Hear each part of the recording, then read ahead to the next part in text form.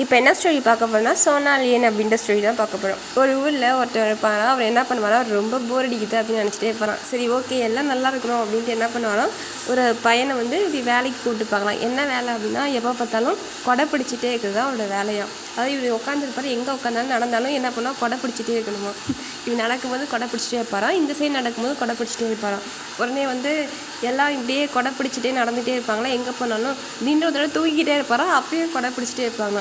திருப்பி பாட்டே இருப்பேன்னா அப்பயும் கொடை பிடிச்சிட்டு இருப்பாராம். தண்ணி குடிக்கும் போதும் கொடை பிடிச்சிட்டே இருக்கணுமா. அதுக்கப்புறம் குளிக்கிறப்பையும் கொடை பிடிச்சிட்டே இருக்கணுமா. இப்படியே இருந்துகிட்டே இருந்தாராம். அப்போ தான் அவங்க எல்லாம் சொன்னாங்கன்னா, இது மாதிரி அவனுக்கு வாழ்வு வந்தால் வெயிலில் கொடை பிடிப்பாங்க, மழையில் கொடை பிடிப்பாங்க, இப்போ சும்மா பிடிச்சிட்டு இருக்காங்க அப்படின்னு சொல்லி சிரிச்சுட்டு சொல்லிகிட்டு இருப்பாங்களாம்.